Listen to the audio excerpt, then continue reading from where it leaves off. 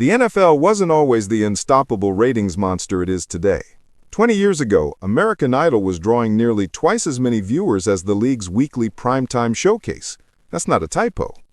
Season 5 of Idol launched in January 2006 and averaged a mind-blowing 30.52 million viewers per night over 41 episodes. Meanwhile, ABC's Monday Night Football averaged just 15.98 million viewers, barely half of what Fox polled on Idol nights.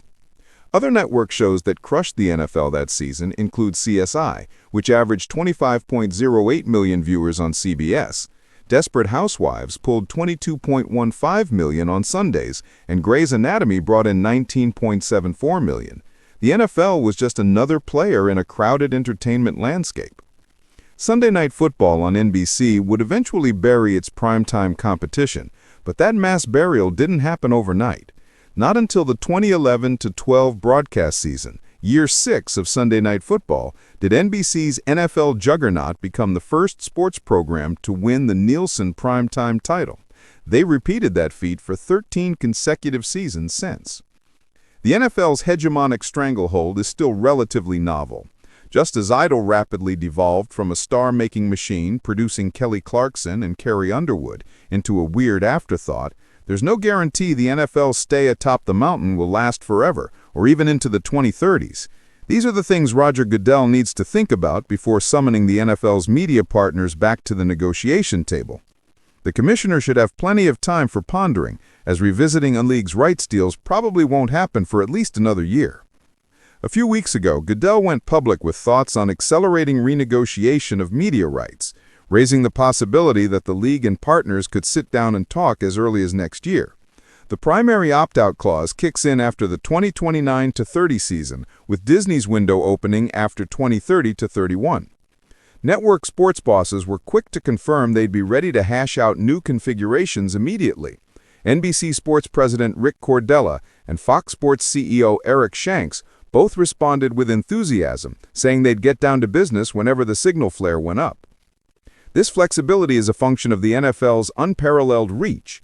At a recent conference, Shanks said Goodell's interest in a fast-tracked opt-out didn't catch Fox off guard. There are things in your core portfolio where you're willing to talk about extension at any time.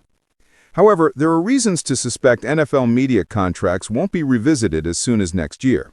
Hans Schroeder, the NFL's chief media executive, clarified that Goodell's comments may have been misconstrued. He emphasized the conditional element, saying the commissioner said it could be as early as next year, but didn't give a definitive indication it will happen.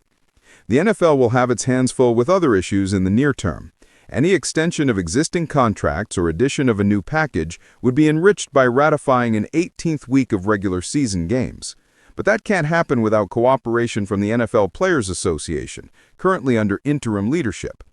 Goodell acknowledged the NFL won't be ready to renegotiate its labor contract until a permanent executive director is appointed, likely not until next summer.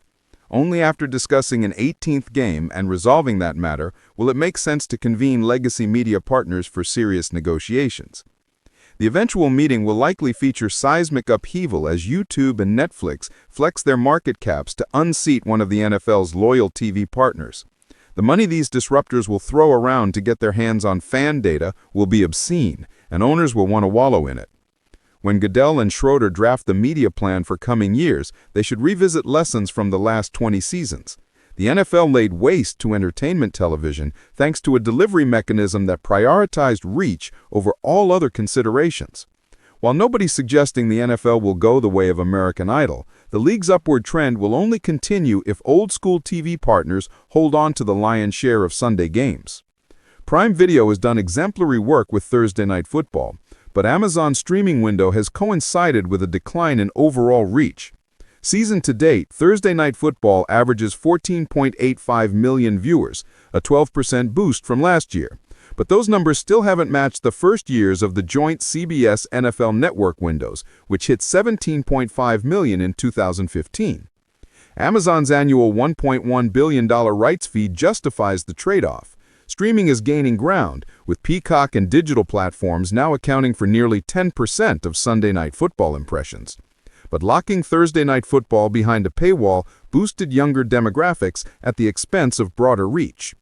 The best result would be retaining CBS, Fox, and NBC in the crucial Sunday slots, while carving out a new international package for a digital player. That way, nothing of value gets lost, owners get richer, and big tech collects our data. Win, win, win. Shut out any established TV partners, however, and the NFL may be flirting with an American Idol situation where dominance disappears faster than anyone expected.